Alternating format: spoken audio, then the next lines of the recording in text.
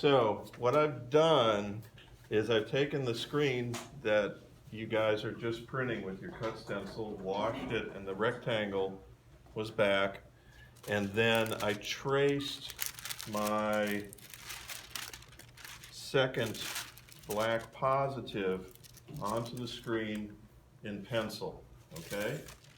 You see that? Right? Then I turned the screen over this way and I used drawing fluid. This is in the fridge. Notice that there's blue on the label. It's blue fluid. There's also a jar of it here. And you can just pour it into a little cup from the cafeteria or wherever. We keep some of these around. They're usually by the sink. And then I brushed it onto all of the areas that are going to print. So what's black on here is greenish blue on here. When this dries, I go on to the next step. And the next step is to use screen filler. Notice the brown on the label. Same jar, different label, right? And I'm going to put some of this into a scoop coater, and we got a smaller one that's just the right size for this. Please don't peel the whole cover off of here. The screen filler is really sticky, and it will glue the cover of the jar onto the top of the jar, and we'll never get it open. So I just peeled back a little bit of the seal, and make sure you also wipe off the edge, because we've broken so many of these jars because the lid got glued on. And this stuff settles in the jar.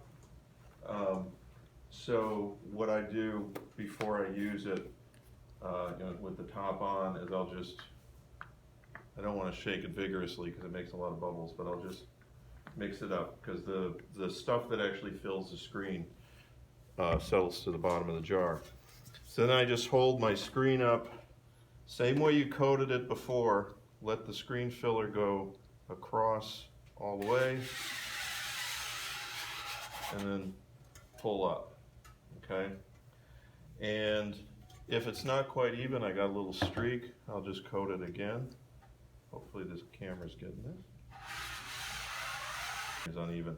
But if it blocks the light, which it does, then it's going to be fine. I'm going to let this dry. This is not light sensitive. It's not light sensitive, so it can air dry. You can even go into the photo darkroom right inside where the sink is and use the hair dryer to dry this a little faster. But this has to be completely dry, because the screen filler, when it's dry, does not wash out in water, but the green drawing fluid does. So the last step before it's ready to print is to just, at the sink, run this underwater. The drawing fluid will wash out, the screen filler will stay put, and all these areas that you painted in are going to be open in the screen. The advantage of doing a painted stencil is that you can be painterly. So think about that when you're applying it. Remember, I was not very painterly on this, but you can be. I used spatters on the previous example. But this is a really nice sort of direct way to draw.